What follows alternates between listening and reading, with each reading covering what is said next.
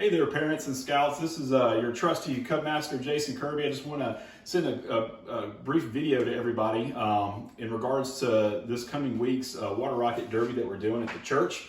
It's our annual Rocket Derby. We've done it for the past few years.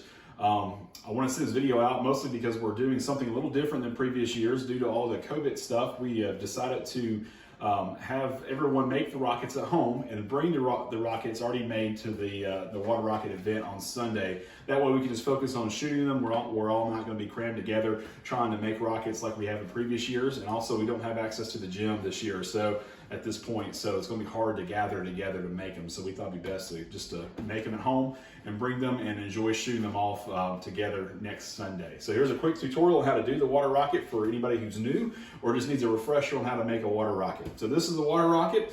It's made out of a 2-liter bottle. Very important to have a 2-liter bottle on hand for this. You have a cone top here that is good for aerodynamics and for loading in weight to the top. It's also got some fins on the side that can be made out of cardboard, whatever. But the most important ingredient we have for this is a 2-liter bottle and lots of duct tape. So if you have duct tape and a 2-liter bottle, you can make a water rocket. So I'm going to start by making one here. So we start with a 2-liter bottle. It's important to have the 2-liter bottle upside down with the opening of it facing down. That's what will connect to our system to shoot it off. So make sure that you put the cone on the bottom side of the 2-liter bottle, okay? We'll start by making a cone first. You can use a cone by using a few different things. One, you can go to Dollar Tree and get the little cheap birthday party hats and just rip off the rubber bands and duct tape it to the very top of the cone here. Or if you don't have this and you have paper plates, you can use a paper plate. Take and cut the paper plate,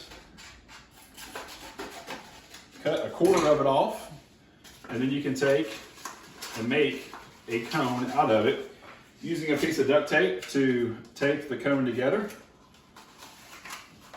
And then you have a cone that way as well. Or if you have an old funnel, something like that, whatever you can make to make a cone, that's what's important, okay? So we're gonna take our cone and attach it to the water bottle. Before we do that though, you wanna add weight to it.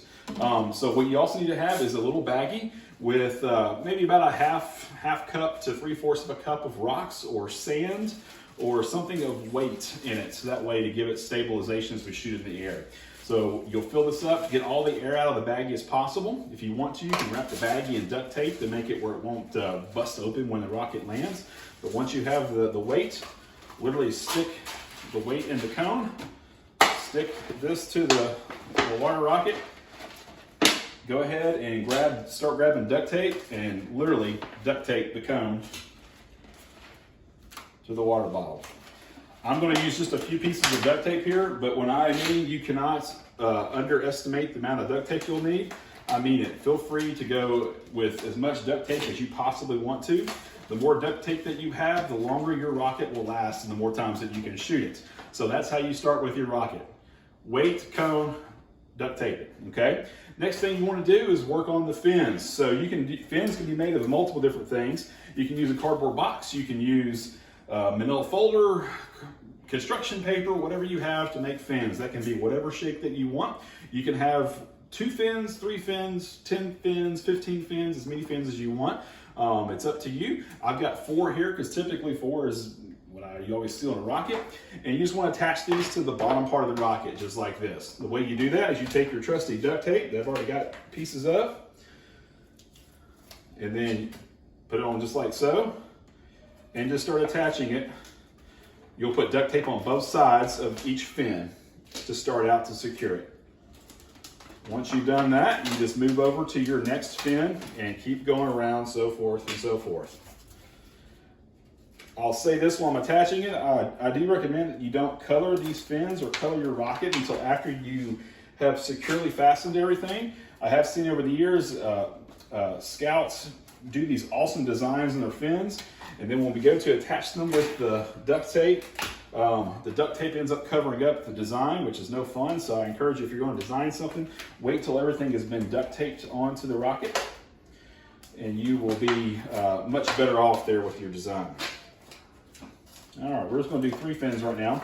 Obviously, in better times, we would use more duct tape, so feel free to cover this whole thing in duct tape. Again, wrap the whole thing in duct tape if you want to.